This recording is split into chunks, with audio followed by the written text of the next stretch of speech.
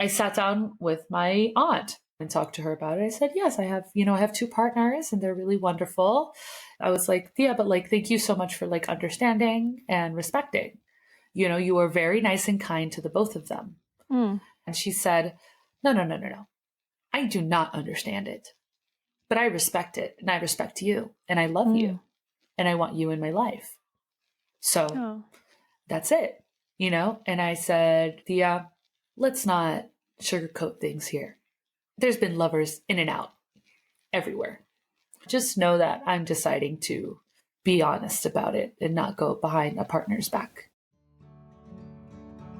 You're listening to Cultureful, where strangers become neighbors. I'm your host, Jess Lynn.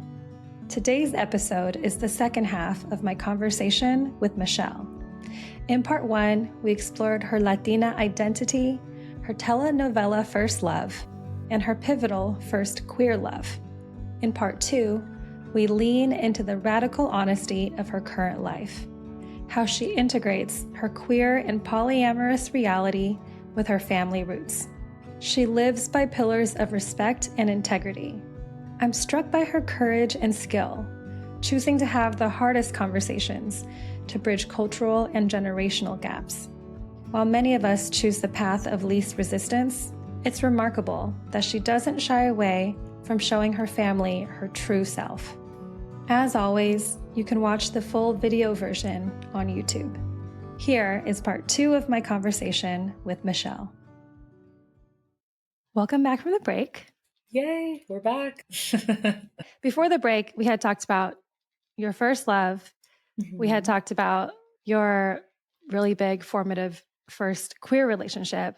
And I want to pick up with family. And you had said one of the main relationships we talked about in the first part before the break was with a trans man who at the time was pre-transition. Mm-hmm.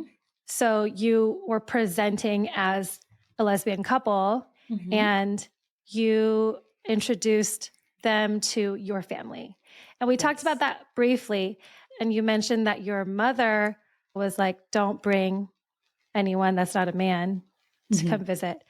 But at the same time, you mentioned, it was really interesting. You mentioned that like, your mom's really fast to like pick up people's pronouns when she's with her students and all this stuff. So tell me more about your mom's reaction and response to your being queer. Yeah. So I think we teach people how to treat us, and that includes our parents and that includes our family. I think that in Latino culture, we're very much taught to put our head down to our parents and to not have boundaries, because most of our culture, if not all, is Catholic. And in Catholicism, you honor your mother and your father over everything. And because I'm not Catholic, right? Yeah. What are the expectations for how to honor your parents? Being straight and monogamous, and that honors getting your parents? married. Yes, getting married. Okay. Having kids, going off and having a great career, taking care of them financially. Whatever they want, give it to them. If they ask for something, give it to them. Because, the narrative is they sacrificed everything for you, which they did, to be fair. But, and you have to repay them. And honestly, a lot of that mentality is there. Like in Latino culture, it's just like you find kids parenting their parents. You find kids taking care of everything for their parents. And I think it's because there's kind of like that transactional mindset when it comes to kids. Like, oh, I did everything so that you could be here. You have to take care of me. So when those kinds of things started to arise, right? Like, oh, don't bring women here, send us money monthly, all that stuff. I was very defiant with my parents. And I said, nope, I have to pay for my own school. I'm out here surviving by myself. I can't honor that request of doing everything and really bending over backwards for whatever you guys want now that I live in the United States. And then on top of that, when I came out as queer, my mom is like, okay, Just don't bring anybody if they're a woman. And I said, oh, it's okay. I don't have to come and visit you. Like, yes, I love my family. I even Mm-hmm. mentioned I have the best families in the world. Like, I really, really do.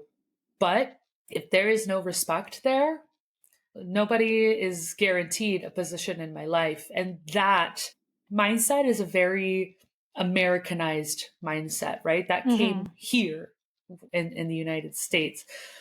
So for them, it was very much an adjustment, right? It was very much like, whoa, what?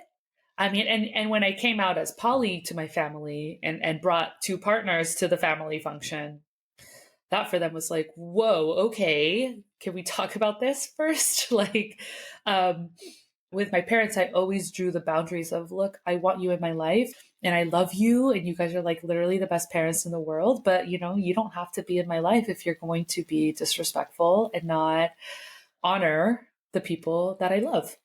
Wow, I'm just like, okay, because we started this question with like, what does it mean to honor your parents? Mm-hmm.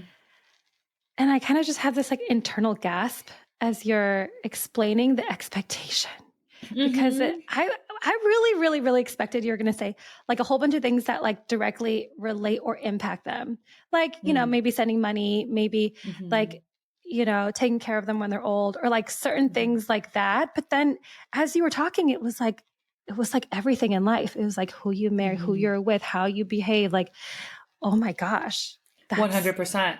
a lot. That's Yeah. a lot. Yeah.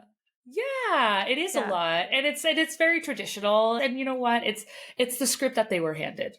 My Right, parents, right. it's the script that they were handed. Like, it's That's how I remember they honored their parents in their correct, minds, right? right? You honor your parents by like marrying a good person with a good family and I remember there was kind of like this whole thing growing up when I started dating people. So my great grandmother, when my mother started dating guys, she would always ask them, "Y de qué apellido es?" which means, "What's their last name?" So what's their Wow. last name, right? So if that's what you grew up with, right? It's like, oh, okay, like the person that you choose, like make sure they have their together, make sure at least they Yeah. come from a good family or whatever. Like, what's their last name? Um, Mm. that expectation is not doesn't just disappear because it's 2025, Right, or right. or 2010. It's something that we hold on to unconsciously or consciously, and the generational trauma, generational teachings, those things creep up on us in ways that we're not even aware of. Yeah, I mean, it's just culture in general, right? It's just like what Mm-hmm. you grow up with and what you're surrounded by is your normal. And so unless you Mm-hmm. see other things, it's like you don't. Yeah. Okay. Wow. So that was the expectation of honoring your parents. Yeah. And okay, I want to move into the poly stuff. Yeah. That's what I'm excited about. um, to the listener who's not watching on YouTube, Michelle's eyes just like lit up. Yeah. Yeah. Okay. So we're in this part of the conversation finally. So at what point did you start practicing polyamory or did like polyamory Mhm. enter your life? So I started practicing polyamory because I had reconnected with this guy in my life, and he was poly. We had dated before, and by the time we reconnected, he was polyamorous. So I was kind of exposed to that, and and that reconnection was very short lived. Mm-hmm. So after that, I moved to Atlanta from Athens, and I kind of just went with it, really. I had another long term relationship come shortly after I moved to Atlanta, and we were poly.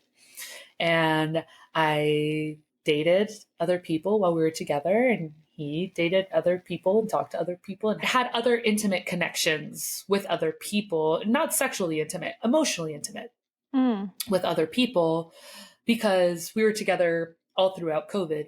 So it's not like we could necessarily go out and date so freely and stuff like that. And then I also entered the burner worlds and the kinky worlds. So, which are all like different, they're different scenes in Atlanta and in Georgia, but all of them are very poly heavy. And that is just how that was just kind of like the avenue. But it just very much became like a very instinctual thing for me, a very normal thing for me Very to like be comfortable poly. fit. Exactly. And I've been polyamorous for almost 6-7 years now. What is the most partners you've had at any one time? 3. I've had 3 committed partners at one time, and it was a lot. I think at that point in my life, I realized, like, I think that when you're polyamorous, like, you realize your limits. I think that every polyamorous person goes through this, which is like when they're dating and when they get like super excited and you're like a kid in a candy store and you want to have all the partners and you realize that it's just not sustainable. So for me, really, ideally, 1 partner, 2 committed partners or involved partners. And that's it. Anybody outside of that is friends with benefits, a lover, something way more casual, right? It's just logistics, time, and energy. It has nothing to do with, I have play partners or a lover who we care about each other deeply. We care about each other as humans. And just because they are not my anchor partner, right? Just because they are not my boyfriend, girlfriend, person I'm on the escalator with, they still matter as a human.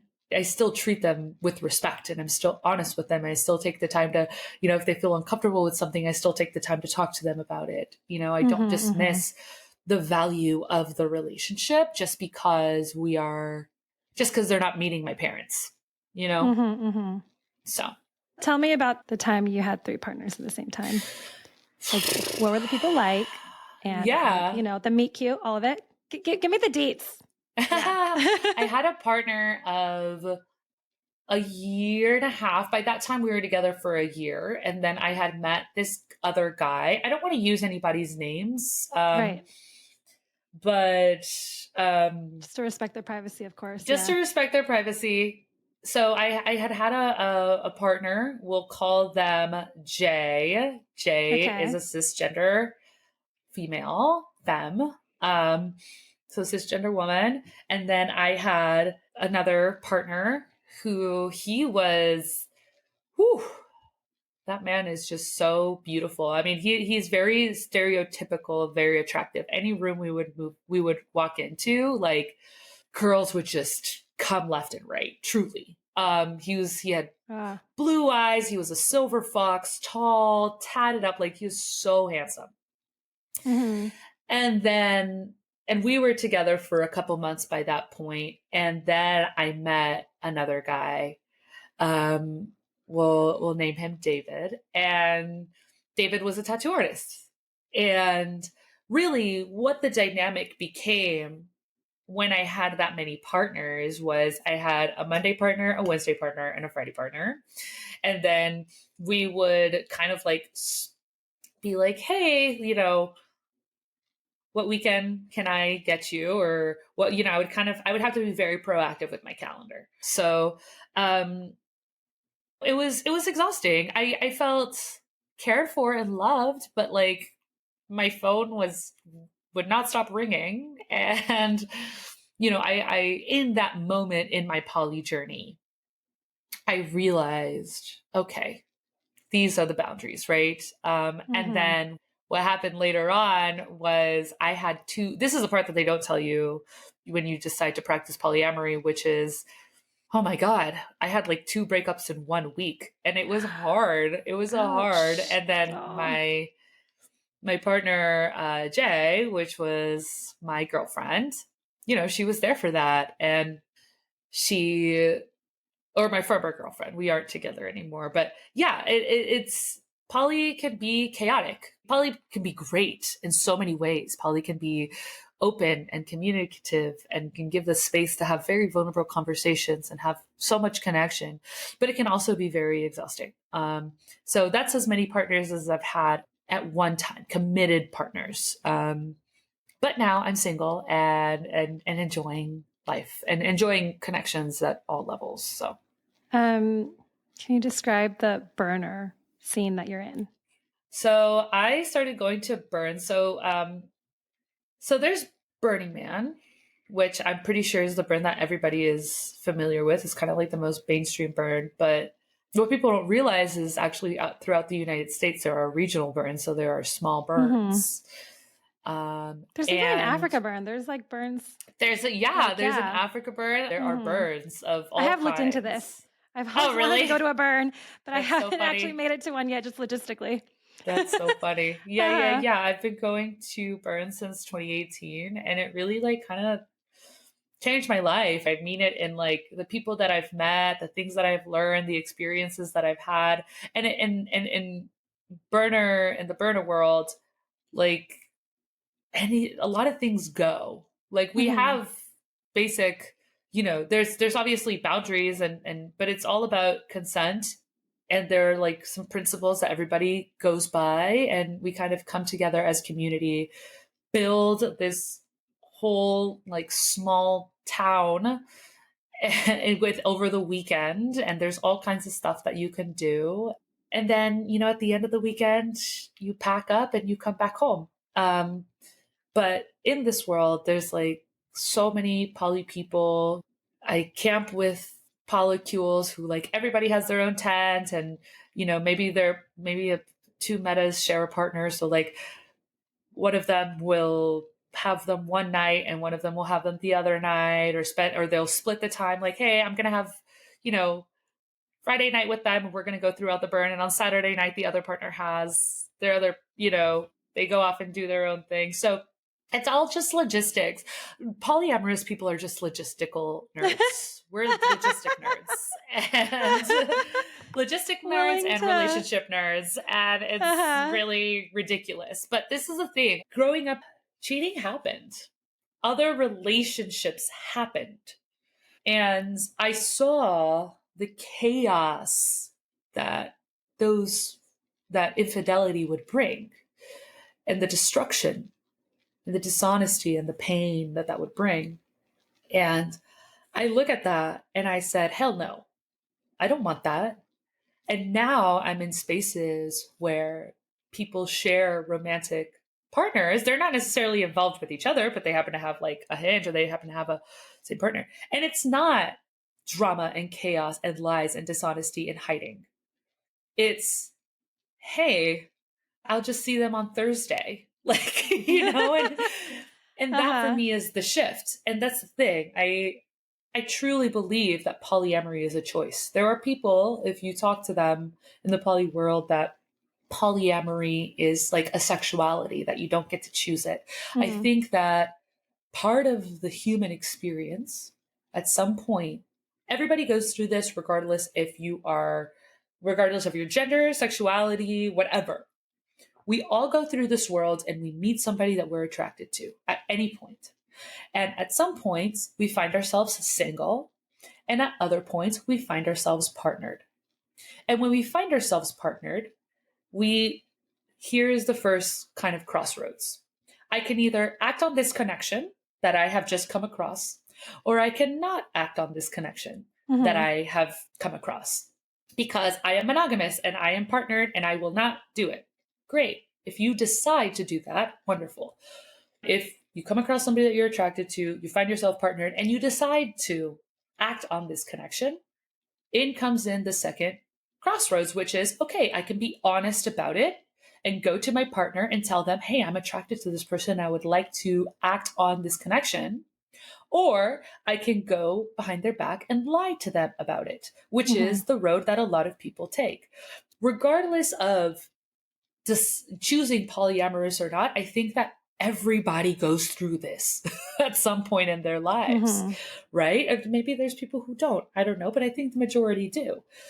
And I have chosen that I want to lead with honesty and respect. I can meet somebody tomorrow and not be attracted to anybody else for the rest of my life. That's fine. But if that human experience happens again, Mm-hmm. I am committed to being honest about it and to not destroy whatever I have with a person I love. That's why I choose to be polyamorous, right? I can choose to be monogamous and lie to my partner, or I can choose to walk away from everybody else I'm attracted to for the rest of my life and be monogamous and set those boundaries. Mm-hmm. Everything is a choice. So that is what polyamorous essentially is for me. And I don't think that anybody is immune to running just because you're partnered or just because you're married, you're immune to running into somebody else that you feel a deep connection to. I don't think that it's just like just stops happening because you have a ring on your finger. Mm-hmm. Mm-hmm. You know? Yeah, but I like that you put it as like it is a choice and there's no Mm-hmm. hierarchy between these choices.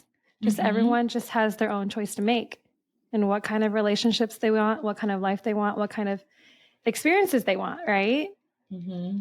I definitely agree with that. I think it's really important for like everybody to respect everybody else's choices. And yeah, if like other people are making the choices that make them happy, great. Mm-hmm. Yeah. And I would say like I grew up in a culture at first, like before I say what I'm gonna say, first, like I stand by Latino men. I stand by like there's the stereotype that Latino men are not present as spouses and not present as parents and not present as, they just kind of like abandon their family and whatever, or Latino lover drunks, right? When in reality, I came up and was raised by a lot of strong men who were present and who were great spouses and who were great fathers. And, but I also was around people like I had a great uncle, a great aunt whose husband, he married into the family. He had a whole nother family across town and everybody knew about it. And we all knew that. And he had two families and that just existed. And I feel that polyamory has always existed and always happens. It's just in Latino culture, at least when I grew up, it was always afforded to men, right? It's just like, oh yeah, like, yeah, they have their lover, whatever, when it did happen. And then later on, both men and women, like I actually was like aware of both men and women doing this, right? And Mm-hmm. having their lover or whatever and kind of practicing that way. But it was always behind the scenes, it was a secret. It was always cheating. It was always lying and dishonesty. And this is nothing new. This is actually, this is nothing that's like, oh, millennials these days, y'all just love being poly. Oh, Uh-huh. you're just in your ways. It's like, no, dude, like, are you kidding me? Like, people practice polyamory all the time and have for generations. They just do it behind their partner's Mm-hmm. back, and their partner finds out after they've had, children with other people or have a whole nother family or and stuff like that. And I don't think that any of those things should be ashamed. I think about my great uncle. He had a whole nother family with another woman, and that's deep connection. That's meaningful connection. And people and normative people would be like, oh, well, she's the lover and she, he was married and what the it's just like these connections exist and they can exist and they can coexist. People just decide how to approach them. They don't have the tools of polyamory to be like, oh, hey, like, let me take care of your kids. Now, right, where my great aunt would be like, hey, let me take care of your kids. You guys go out. Now I'm around people in polycules where, like, let's say a person has very significant deep connections with two people. Like, a partner will babysit the kids while they go out on a date. And it's like this communal thing. Or like, hey, like, let me see them on Friday. I'll see that you can see them on Sunday. Great, that works out, right? It's this communal thing of like, let's see how we can support each other and Mm-hmm. and truly like be in community together while acknowledging, that we love this same person. That I find beautiful and I aspire to have at some point. I don't want to live and grow in a world where my partner or I feel like we have to go behind each other's back Mm-hmm. to Mm-hmm. to do that and for me to mimic what I kind of grew up seeing through very, isolated examples. Again, I defend Latino men, I defend Mm-hmm. Latino people, okay? I think that Yeah. these things happen regardless of culture. Mm-hmm. Mm-hmm. It definitely happens regardless of culture. Exactly. After the break, how Michelle handles jealousy and what she's looking for in her love life now. Cultureful is 100% independent, and we rely on listeners like you to keep these intersectional stories coming. If you're finding value in Michelle's story today, please consider joining our Season 3 supporters at the link in our show notes. And now, back to my conversation with Michelle. Yeah, it's interesting. When you're talking about like polyamory people as like love nerds, I love that way of thinking about it. Logistical nerds and love nerds. Logistical nerds Really, and love nerds to like also just it's not even like relationship nerds. like when you think about or when you talk about like people supporting each other to go on dates, by like taking care of the kids or whatever it is. It's not just the firsthand experience of, but it's like a whole community thing, right? And to support the community, with like childcare and other stuff, and like trying to work out calendars, like it. It takes a community, it takes a village, and now like it's funny because a lot of people that I know don't have kids, but the people who do, like, they kind of create the support system. But it's very nice when people come in with the intention of building community. I think that it is quite beneficial if they're able to get over their initial insecurities, which is, jealousy and the crazy snakes that go through your head when your partner's off on a date and those kinds and exactly, abandonment issues, right? When you're able to oversee that and connect with people beyond your fears, it can actually be a very beautiful thing. Okay, I feel like you're reading my mind a lot today too. because I was going to say, when I think about polyamory, the first thing that crosses my mind is the logistical nightmare. And energy, of just like, because I had a point in my life where I was on Bumble, I was dating, I was trying to find my partner, and I just had the hardest time even just like dating some guys, like, I had the hardest time keeping like information straight of like who said what did we do last time together on our last date? I just don't have good memory. And like, and then, but also like, like when do I see who? Yeah. And then eventually I usually just was like, okay, I don't have the energy and like the concentration, the memory for like the stuff. So then, for me, definitely like I can only manage one emotional deep connection because I feel like it takes a lot, like you were saying also like your ideal is like 1 to 2, because like 3 was like a lot. In terms of energy, logistics, all this stuff, time. But then I think like the other thing that I think is common for people that are not in the poly community to be like, wow, how do people manage, is like the jealousy factor that you're talking about. Yeah. So for you, did you deal with jealousy? Tell me about that. Oh yeah. I think that one of the misconceptions is that like polyamorous people are immune to jealousy, which is not the case at all. We just learn to handle jealousy in the same way that we would handle our anger, in the same way that we would handle our fear, or in the same way that we would handle our joy. I remember when I was a kid, when I would feel very excited, I would yell, right? And I'd be like, it was like really weird. And over time, I learned how to manage that emotion where I don't yell, because we know that yelling disrupts people around us and we want to be considerate of the people around us, right? And when I started to practice polyamory, I kind of related jealousy to that same feeling of like, okay, cool. I learned how to manage my joy. I don't yell when I feel excited, right? I'm not going to project my anger and fear and insecurities to my partner or to my meta, as a matter of fact. I'm going to go to my therapist and see what the heck is going on, So yes, of course, I feel jealousy to this day. Are you kidding me? Like, yes, it is an emotion that everybody feels, and it doesn't disappear. I hate to break it to people, actually when polyamorous people, when I start dating and they're like, oh, I don't get jealous. That for me is such a red flag. I'm like, okay, either you don't acknowledge that you get jealous and you don't know how to process those feelings, or you're ignoring it, right? You're suppressing it. You Mm. haven't learned how to, like, for me, that I'm just like, oh, I don't feel jealous. Okay, bud. Literally that's my reaction. But what if they're just wired different from you? Um, that's But you're skeptical. You're skeptical. no, I am skeptical. Would we say that about joy? Oh, I just don't feel joy. Like, no, these are all human emotions. These are Right. all humans' emotions. Jealousy, anger, happiness, envy, joy. These are all human emotions. We all feel them, right? We're not, oh, that emotion. Oh, I just don't feel that. Oh, I just don't feel sad like ever. Like, who does that? Like, That's not what I mean. I mean, like, Yeah.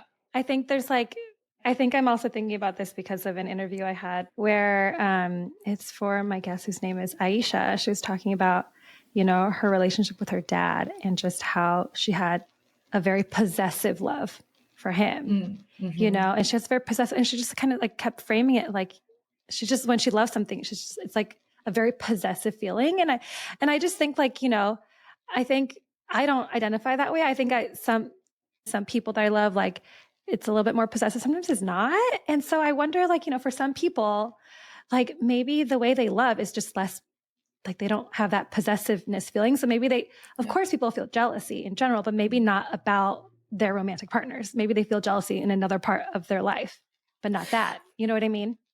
I think they have learned to handle it better. I think that at some point, so when your partner, yes, like when a partner of mine goes off on a date, Mm-hmm. I do not feel the amount of jealousy and the amount of strain in my body that I did at the beginning. For sure. Like in my first like couple of years of being polyamorous. 100%. And I have had points where I feel so much joy, where I am like, oh my God, I'm so excited for you. They are such a cutie. Like, Uh-huh. hell yeah. I've definitely had that as well. And that doesn't mean that I don't have, like, we were all kind of conditioned to think that these things aren't normal, that you're not supposed to feel excited when your partner goes out and has an experience without you. We're conditioned that you want to have all those experiences with your partner yourself. And I think that nobody truly escapes that unless they were raised polyamorous, and Mm-hmm. even then, I think that we all have those instinctual threats.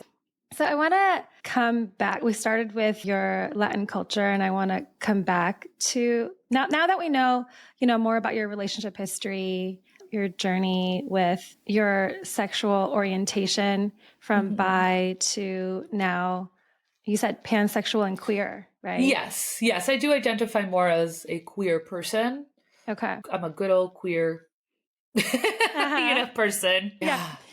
Yeah. And yeah, we also talked about poly stuff. And so Hmm. like I want to talk about how all of those interact a little bit more with your Yeah. culture, with your Latin Hmm. culture. I've brought multiple partners to my family before. This was during the time where I had 3 partners. Uh-huh. And I decided to take 2 to the family function because we were more involved, more time had passed by. The third partner, and I don't say third as in level, like, oh, they were just less important. No, it was more of like we had only been dating for a couple, for like a month or two, and it just was not appropriate. Just like chronology third. Yeah. Chronology third, but like, cared about them. So I decided to bring both my partners. When I decided and I talked to my partners about it, they're like, okay. So I messaged my cousins. So we have like a group chat of the girl cousins. Mm-hmm. And I messaged them and I said, hey, it's we're going to get together. We're going to celebrate my 30th birthday. I was going to Oh, it's turn your 30. birthday. Mm-hmm. Mm-hmm. I'm a Halloween baby. And Oh. I said, I'm going to bring both my boyfriend and my girlfriend, and I want them to meet y'all. And I want it to, I just want, they were like, okay, absolutely. Cool. This is all, thank you for letting us know. And I told them, if y'all could tell your partners, please, some of, their spouses or whatever, just kind of like give everybody a heads up. It's just a lot for me to go from person to person. So they're Mm-hmm. like, absolutely. So they did. I took my boyfriend and my girlfriend. We had a great time. We hung out.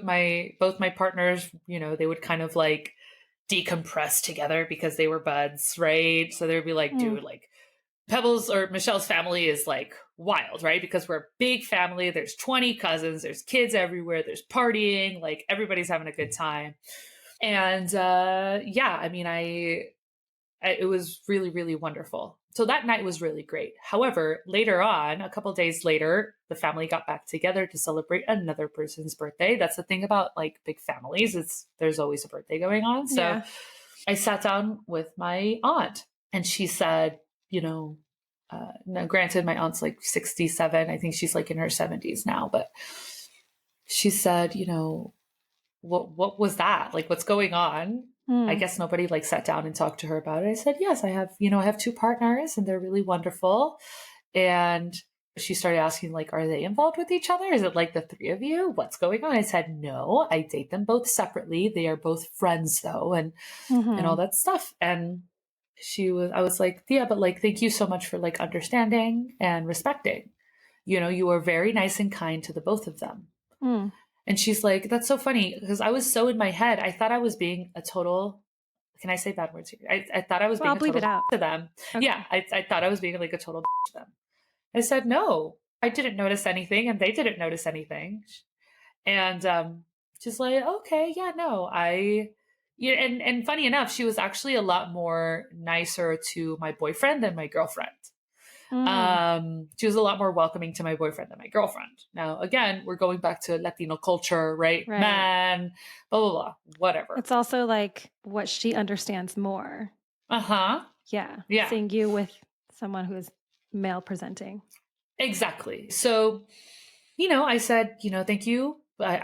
We didn't notice it. It's all good. And Mm-hmm. thank you for understanding and for respecting that. And she said, no, no, no, no, no.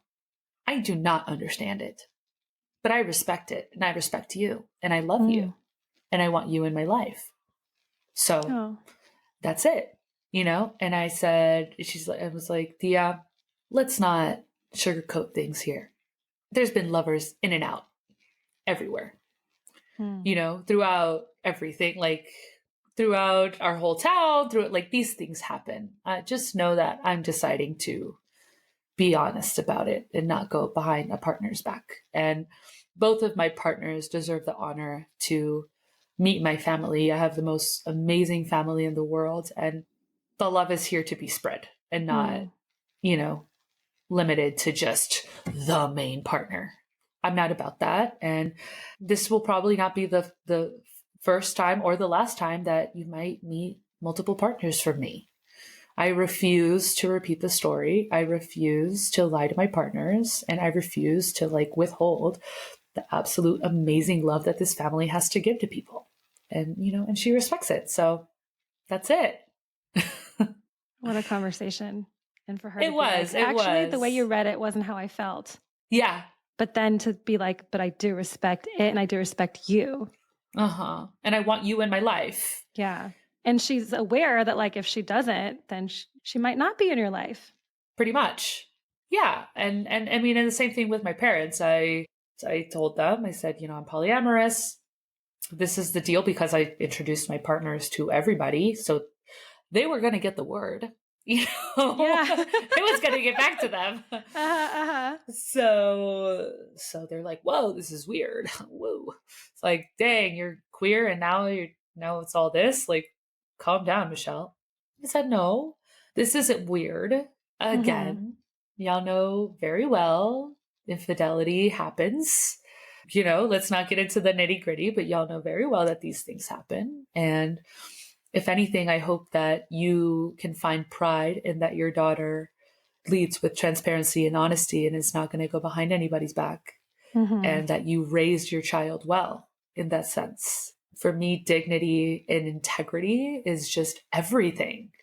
And I really emphasize that. I also, I have a Latina aunt who's Jehovah's Witness, who I told her is like, I'm polyamorous. And her and I are so close. And she's like, I mean, yeah, I get it. Like, I don't agree with it. I'm super religious and Jehovah's Witness, but I've been very lucky to stand my own ground and to have family that just truly respects that Mm-hmm. regardless. And even if they're shocked, even if it's weird for them, they will never, ever disrespect me, disrespect or say anything that like offends me. Like I don't, at least not to my face. And let's keep it that way, you know?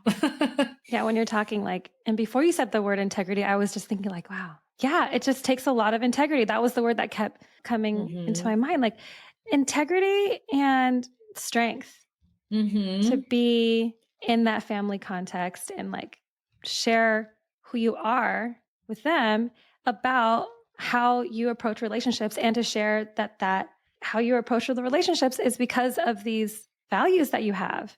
hmm Anyway, I'm very inspired. It's very badass.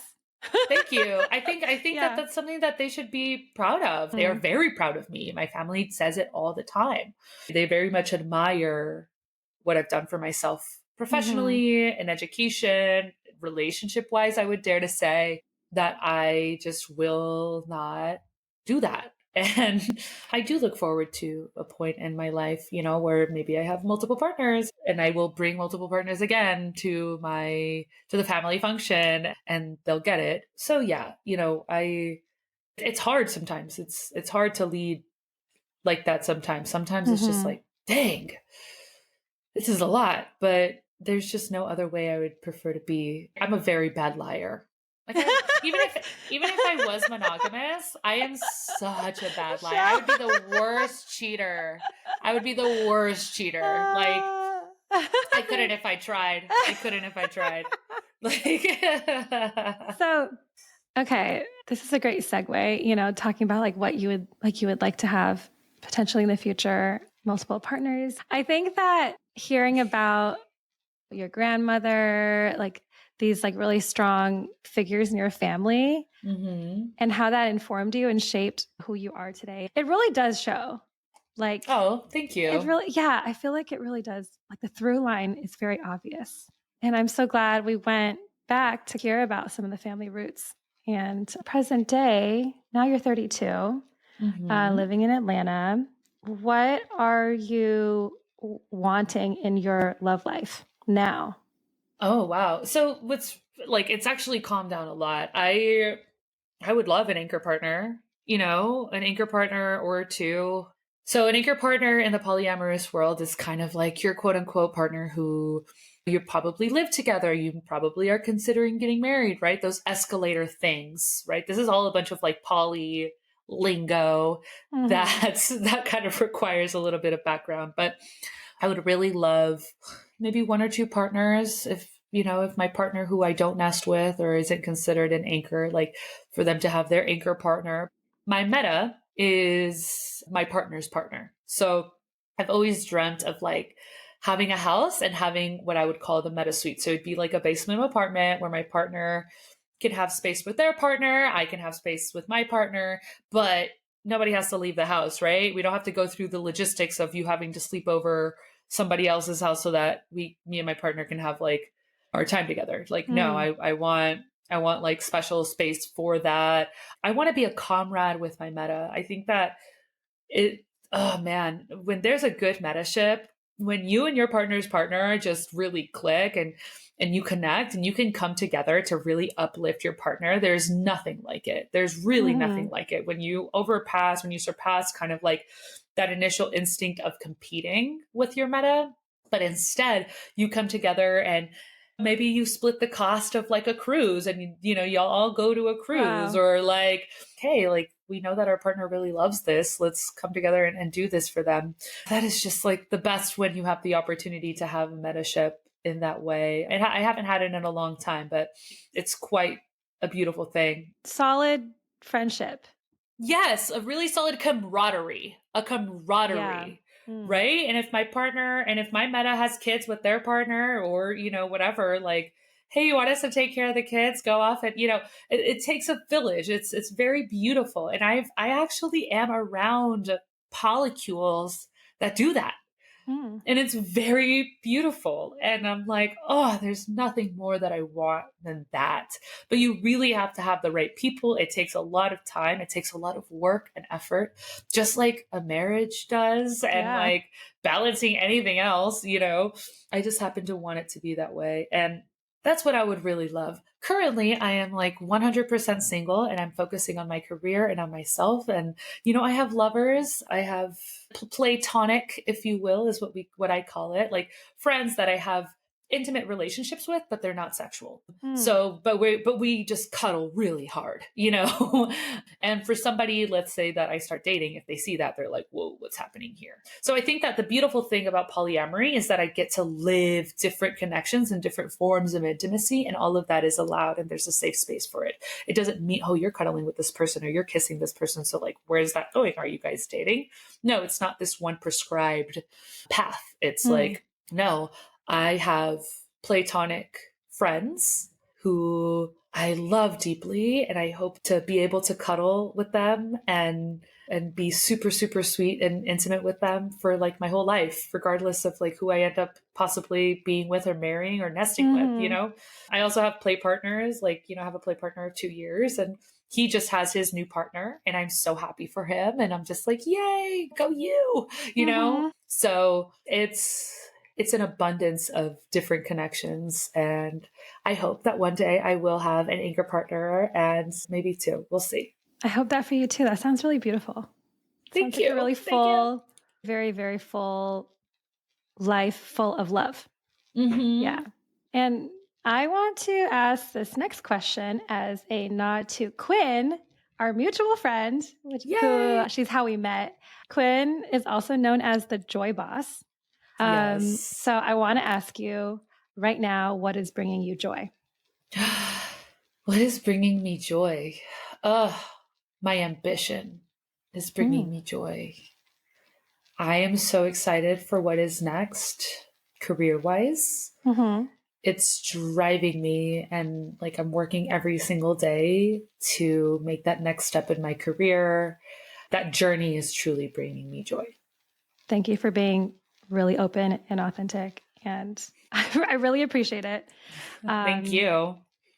Let's close out with the last two questions that it's like, I'm trying to make it a tradition. Is there something you want to plug, share with the listener? How can they connect with you, or just anything that you want to plug?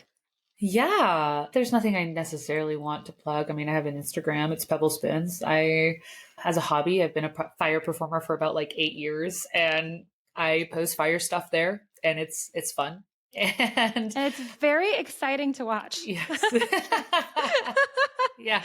I'm there eating fire and like flowing with fire, and it's a good time if you want to like follow me on there. But I don't necessarily have anything that I want to plug or anything like that. It's really just a joy to have this conversation with you, and thank you for wanting to hear my story, and any listener that has wanted to listen to this story. I appreciate it. Of course. It was really interesting. And you're very insightful, articulate, fascinating, deep person. So I'm glad I met you. Yeah. Thanks, Quinn. Again, thanks, Quinn. We love Quinn. For sure. And the last question is there a saying, idiom, or just like something like either that you grew up with or that you otherwise want to share? Dicho. Oh my God, there are so many sayings that like I live by. You can share a few. I love these. I'm saying we love these. I love these. I hope the listener loves these. Okay, how about I'll do a Latino one, a queer one, and a poly one. So love that. Yes. So a Latino one, I never forget where I came from, ever. Like for me, that is always first. That's what leads me every single day. I never forget where I came from. That is my Latino one. Can you do it in Spanish? That one? Nunca olvide de donde vino. So that is my Latino one. My queer one is always treat people how you want to be treated, of course, right? The golden rule. Like in my queer journey, of course, I've come across things that I'm unfamiliar with, but they become familiar with over time. And when you take the time to like not be scared, like just treat people with respect always, and it's all going to be okay. And then for my poly one is all connections are valid. We have this condition that like the lover is less than the anchor partner, or like the spouse is more than, you know, the play partner, when in reality there's just so much connection and deep intention that people can have at all levels. And if we allow ourselves to live that, it can bring us a lot of joy. So those are kind of the three things that I live by always. Thank you. Those are beautiful. Thank you. Thank you. That was the second half of my conversation with Michelle. I loved hearing her thoughts on love and connection, what polyamory means to her, the respect that she expects for herself and her partners. She shows us another way to interact with our families, a way that not only honors them, but also honors ourselves. You can connect with Michelle on Instagram at PebbleSpins. If you're enjoying Season 3, please consider becoming a supporter. This show explores, highlights, and reflects on underrepresented perspectives and the messy, beautiful ways they intersect with our cultures. If you believe in this kind of social impact storytelling, join Season 3 supporters today. Your contribution keeps this show independent and ensures that these voices have a home. This week, a special shout out to our founding supporters, Grover L. and Amy. Thank you for your contributions to these powerful stories. You can find the link to donate and the video version of this episode in the show notes. This episode was produced and edited by me, with advising and executive production support from Ruben Nana Ruben. Thank you for listening. I'm Jess Lynn. Take care of yourself and your neighbors, and I'll see you soon.